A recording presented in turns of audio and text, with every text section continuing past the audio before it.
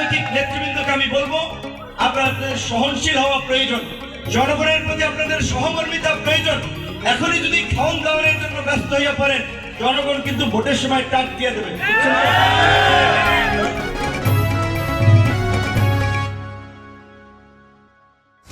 রাজনৈতিক সমঝোতা, news, social contract, একটা নিউ ডিসকোর্সের মাধ্যমে আমরা এই দেশ এবং এই রাষ্ট্রকে পরিচালনা করব।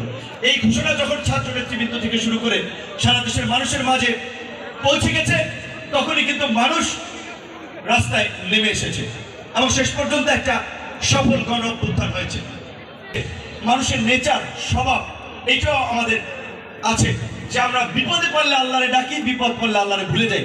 ঠিক একইভাবে বিপদে পড়লে, সংকটকালীন সময়ে আমরা যখন কোণঠাসা হই, সেটা বিভিন্ন রাজনৈতিক দল, তখন আমরা অন্য দলকে খুঁজি, ভাই আসেন আমরা একসাথে কাজ করি, নাহলে আমি এখন গর্তে পড়েছি, পরে আপনি মুক্তি পাবেন না। কিন্তু বিপদ উঠতে গেলে আমি মনে করি আমি সর্বে সর্বা। তো এই কারণে এই গণ অভ্যুত্থানের পূর্বের যে পরিস্থিতি আওয়ামী লীগ এই দেশে কায়েম করেছিল, সেই পরিস্থিতি যেন ফিরে না আসে, সেই রাজনৈতিক কমিটমেন্টের জায়গা থেকে রাজনৈতিক নেতৃবৃন্দকে ওই জায়গাটিতে থাকতে হবে। আমরা যদি এই দখলদারি, চাঁদাবাজি, টেন্ডারবাজি, মানুষের উপরে জুলুম, নির্যাতন, হামতাম করি, মানুষ কিন্তু আমাদেরকে ছাড়বে না। আওয়ামী লীগকে ছাড়ে নাই, কোন রাজনৈতিক নেতৃবৃন্দের ডাকে রাজনৈতিক ভাবে কিন্তু আন্দোলন করে ওঠে নাই। ছাত্র জনতার স্বতঃস্ফূর্ত প্রচেষ্টার মধ্যে দিয়ে, অংশগ্রহণের মধ্যে দিয়ে এই গণ অভ্যুত্থান হয়েছে। কাজেই রাজনৈতিক নেতৃবৃন্দকে আমি বলবো, আপনাদের সহনশীল হওয়া প্রয়োজন, জনগণের প্রতি আপনাদের সহমর্মিতা প্রয়োজন। এখনই যদি খাওয়ান দাওয়ানের জন্য ব্যস্ত হয়ে পড়েন, জনগণ কিন্তু ভোটের সময় টাক দিয়ে দেবে।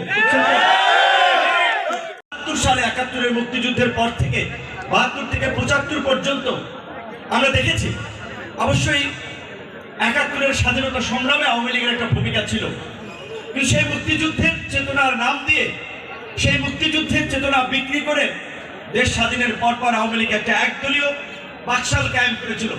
গণতন্ত্রের সংগ্রামের কথা বলে একদলীয় বাকশাল কায়েম করে তারা গণতন্ত্রকে কবর দিয়েছিল।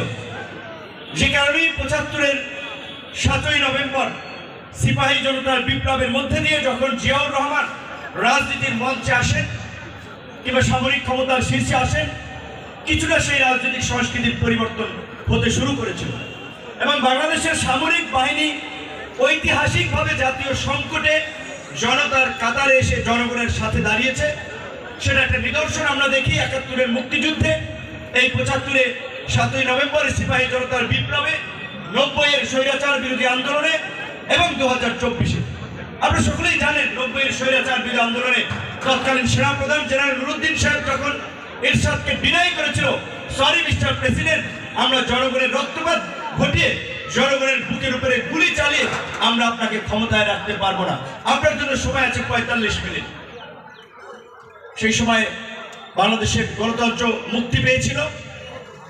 এই ২০২৪-এও যখন ছাত্র জনতার গণ আন্দোলনে চতুর্দিকে যখন মুহুর্মুহু গুলি, ছাত্রলীগ, যুবলীগের সন্ত্রাসী ক্যাডারদেরকে প্রশিক্ষিত সারা দেশের ক্যাডারদেরকে ঢাকায় নিয়ে বৈধ অবৈধ অস্ত্র দিয়ে যখন ছেড়ে দিয়েছিল, সারা দেশে একটা নৈরাজ্য, সেই সময় আমাদের সামরিক বাহিনী ঐতিহাসিক দায়বদ্ধতা এবং প্রেক্ষাপট থেকেই বরাবরের মধ্যে আমরা দেখি ২৪-এর গণ অভ্যুত্থানেও তারা ছাত্র জনতার কাতারে এসে দাঁড়িয়েছে।